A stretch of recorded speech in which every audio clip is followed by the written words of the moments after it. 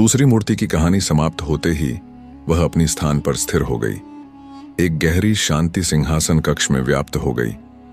तभी तीसरी मूर्ति ने अपनी दिव्य आभा के साथ जीवंत रूप धारण किया। यह मूर्ति बाकी मूर्तियों से अलग प्रतीत होती थी। उसका चेहरा ज्ञान और अनुभव से ओतप्रोत था। उसकी आंखों में समय की गहराई और उसके होठों पर गंभीरता थी। जैसे ही राजा विक्रमादित्य ने उसकी ओर देखा, मूर्ति ने गंभीर स्वर में कहा, राजन, तुमने धैर्य और त्याग की परीक्षा में सफलता प्राप्त की, लेकिन एक राजा को केवल त्यागी और धैर्यवान होना पर्याप्त नहीं है। नेतृत्व के लिए बुद्धिमत्ता और विवेक भी आवश्यक हैं। यह कहानी तुम्हारी इन्हीं गुणों की परीक्षा लेगी। ध्यान से सुनो और तय करो कि क्या तुम इस सिंहासन के योग्य हो। बहुत समय पहले एक समृद्ध राज्य था, जिसका राजा अपनी प्रजा और खजाने के प्रति अत्यधिक सजग था। वह अपनी शक्ति और संपत्ति के लिए प्रसिद्ध था, लेकिन उसके राज्य की समृद्धि एक भारी कीमत पर हासिल हुई थी। राजा अपनी प्रजा पर अधिक कर लगाता था और उनकी मेहनत का फल अपने खजाने में संग्रह करता था। प्रजा दुखी थी, लेकिन राजा को इस बात का कोई अंदाजा नहीं था। एक दिन उस राज्य में एक वृद्ध और दिव्य साधु का आगमन हुआ।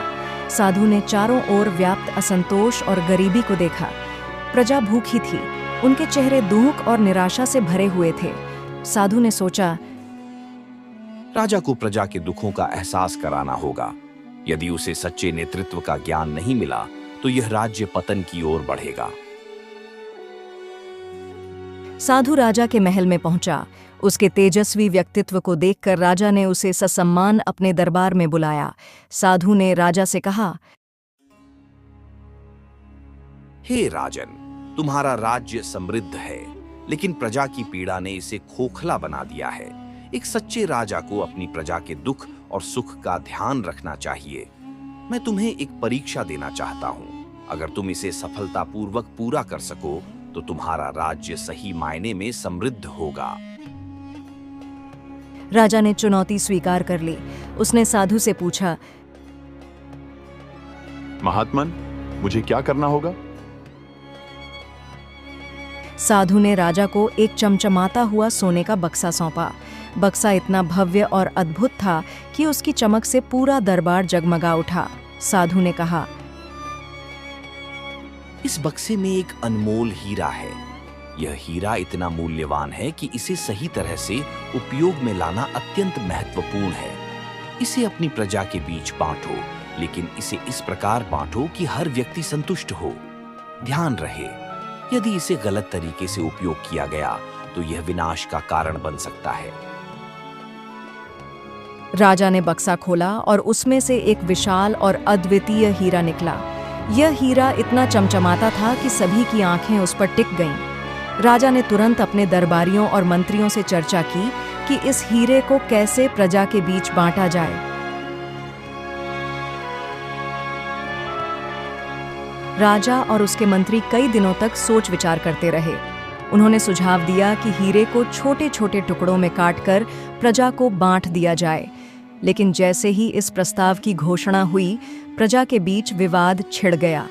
कुछ ने कहा कि टुकड़े सभी के लिए समान नहीं होंगे और कुछ ने इस गहने की शक्ति को लेकर चिंता व्यक्त की।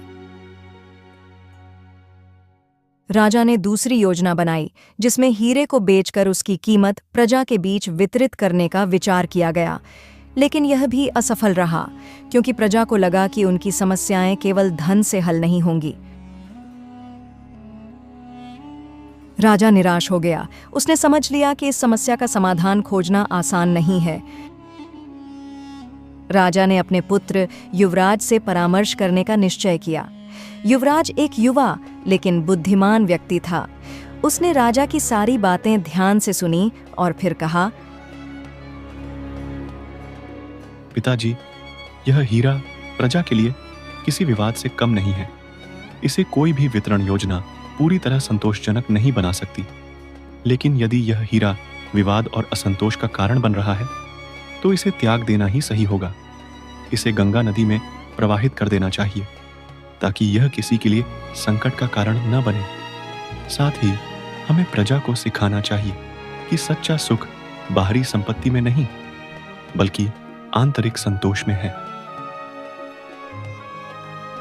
राजा को अपने पुत्र के सुझाव में सच्चाई और विवेक दिखा।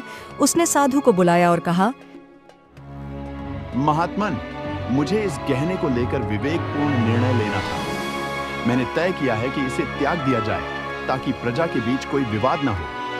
सच्चा राजा वह है जो अपने लोगों को सिखा सके कि धन से अधिक मूल्यवान धर्म और संतोष है। साधु ने राजा की बुद्धिमत्ता की सराहना की और कहा, राजन, तुमने दिखा दिया कि सच्चा नेतृत्व विवेक और बुद्धिमत्ता पर आधारित होता है। तुम्हारे इस निर्णय से तुम्हारा राज्य सुख और समृद्धि का प्रतीक बनेगा।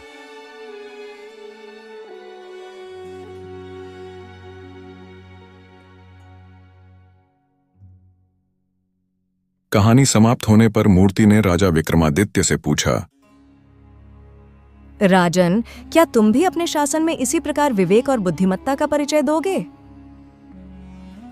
राजा विक्रमादित्य ने आत्मविश्वास के साथ उत्तर दिया, मैं अपने राज्य की भलाई के लिए हर चुनौती का सामना विवेक और बुद्धिमत्ता से करूंगा।